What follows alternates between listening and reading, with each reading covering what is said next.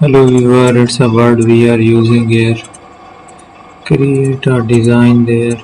It's an angle. I will apply the shapes and the changes here. So there we are. I will explore the different options. So we will find a design. I will create another one. Use the paint over these shapes. So we will apply the pattern stamp over the plane surface. Let's take a new shape. Thank you for watching our video. Don't forget to subscribe my channel.